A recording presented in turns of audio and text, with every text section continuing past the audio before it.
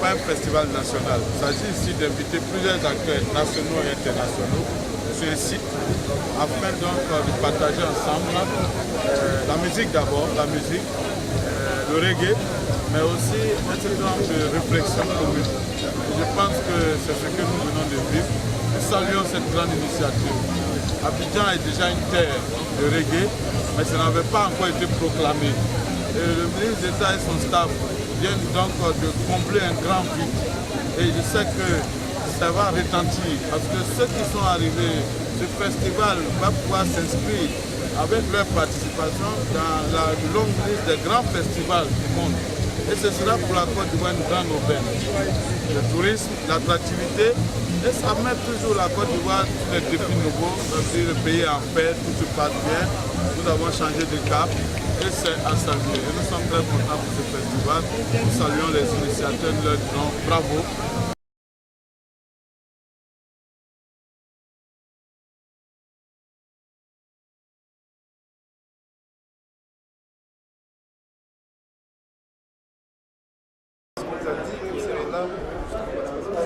Ah ben déjà, l'existence même de ce festival, c'est incroyable. Jamais dans le monde, une telle organisation a été mise pour soutenir ce mouvement, l'expliquer, lui donner un peu de valeur, quoi. Parce que si moi j'ai consacré ma vie à ce mouvement, c'est parce que je pense qu'on a énormément à apprendre de ces gens, de ces Jamaïcains qui ont créé ce mouvement Rasta et Reggae.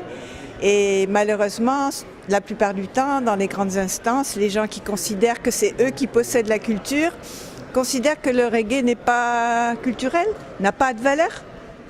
J'espère que nous allons prouver qu'il en a une. Et en tout cas, les gens qui ont monté ce festival, que je ne connais pas, je leur tire vraiment mon chapeau.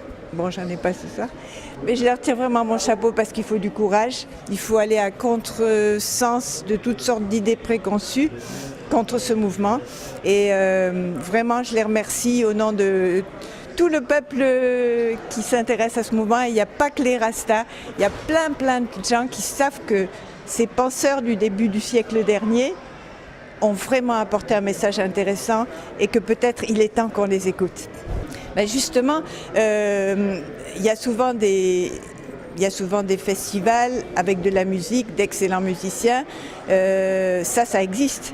Mais qu'on prenne le mouvement au sérieux, qu'on se demande vraiment quel est le message qu'apporte le reggae et pourquoi certains peuples ont vraiment récupéré le reggae comme leur musique, ce qui est le cas de la Côte d'Ivoire par exemple, et qu'est-ce que les jeunes ont tiré de ce reggae et de ce message.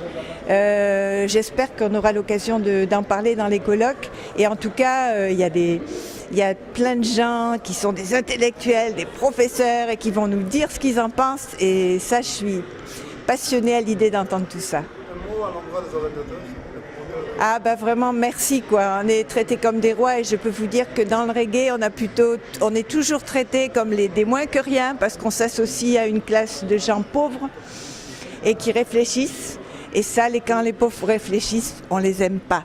Donc que les organisateurs aient donné la parole à ces pauvres qui réfléchissent, vraiment merci de tout cœur. Merci.